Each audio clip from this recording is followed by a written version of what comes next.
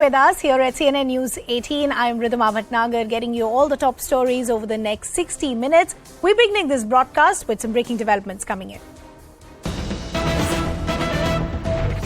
Some news now coming in from Melbourne, where we're understanding after vandalizing Hindu temples and spreading anti-India hate, now Melbourne's Kali Mata Temple has also been threatened. The temple is situated in a northern suburb of Melbourne.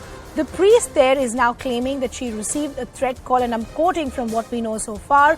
Priest Bhavna received multiple calls like this from temporary migrants or international students inquiring if the Bhandara is still going on. We're understanding as part of these threat calls, the priest has been threatened that cancel your bhajan-puja or face consequences. Let's also now bring in Jitarth Jai Bharadwaj, who is from Australia today, now joining us on the broadcast. Good to have you on the broadcast with us. There is a larger pattern that is emerging. We'll talk about that in just a bit. But as far as this threat that has now been issued to a Kali Mata temple, what are the details that we're picking up? Who made this threat call, if we have those details, and what was said to the priest?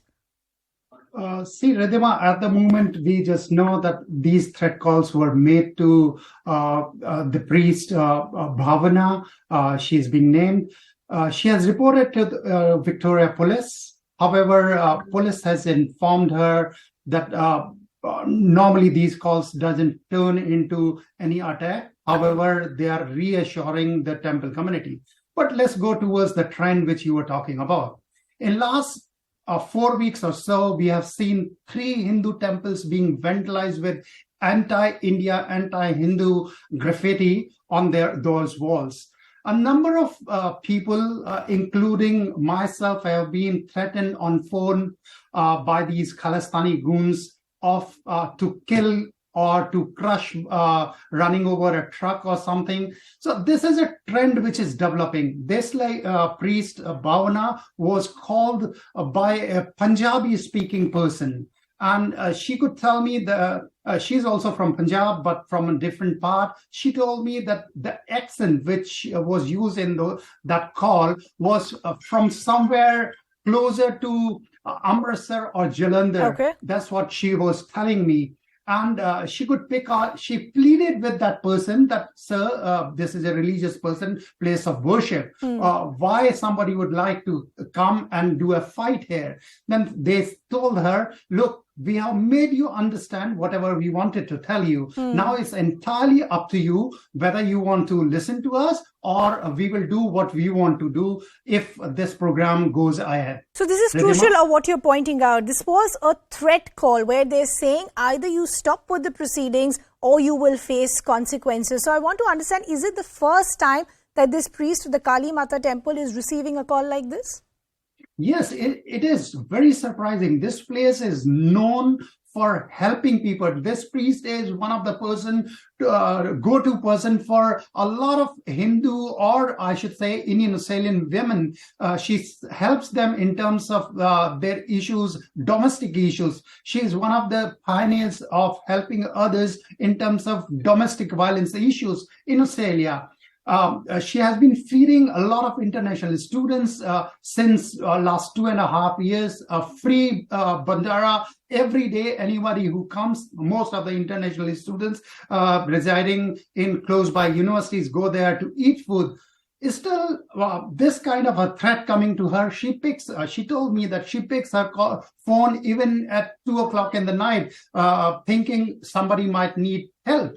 So it's amusing that these people have gone to so low level to stop puja and bhajan at one of the temples in Melbourne. Jitarth, what I also want to understand, let's go back to the vandalism that we've seen in the last few weeks. There was an ISKCON temple that was attacked, there was a Shiva Vishnu temple that was attacked, and now we're seeing a threat call that is being made to this Kali Mata temple. I find it very hard to believe that all of this is coincidental. Do you think these specific temples are being targeted for a reason? See, the first one in this series of vandalization was Babs Swaminarayan Temple. Yeah. That was this Babs Swaminarayan Temple is pretty close to where this Kali Mata Mandir is situated in Craigieburn suburb. Mill Park is very close to Craigieburn. Another one was, the second one was Shiva Vishnu Temple, which is in southeastern suburb of Melbourne. And then the third one was ISKCON, that is in eastern suburb of Melbourne. So these all are very peaceful kind of places. Not much happens there. Crime rate is very low. Still, this kind of things happen. Now, who did it? The question is, who did it? As of now, police has not arrested anybody. Police has not indicated anywhere. However, what was the graffiti? What is the pattern globally? We have seen that happening in Canada. We have seen that happening in US. We have seen that happening in UK and now in Australia. I can tell you, Ridhima, I received the messages from these Khalistani goons 6 a.m. in the morning that they have done this. I mean, when Shiva Vishnu Temple and Bab's Temple was vandalized, I received those videos taken by these goons in the night when they were vandalizing, they were doing those graffitis. They sent me those messages saying, do whatever you want to do. So when somebody asks that who is behind this, this is very clear. Who can get the videos from the night?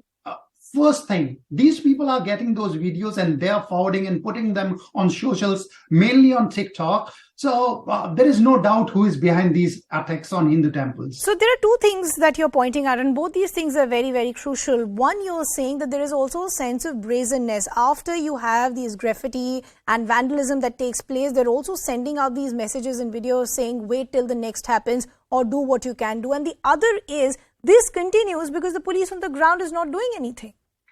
See, as far as I understand, police here, graffiti is not a very big crime in terms of their understanding. They just say, oh, somebody has done graffiti, why don't you call your local council? They will come and remove it. That's their understanding of graffiti. They don't understand the severeness of it in terms of whole Hindu community is being targeted by these graffitis. This is the sense which Hindu community, Australian Hindu community want to give it to police. However, police doesn't seem to be very receptive of these issues. When a certain kind of graffitis are done in terms of Jews or Islamic communities, religious places, police acts very quick and they really are prompt in terms of reassuring the communities. However, in this case, I see a dullness from Victorian government and Victoria Police together. Okay. We'll leave the conversation there, Jitarth. We appreciate you joining us here on CNN News 18 and helping us understand what the ground situation really looks like. Shifting our focus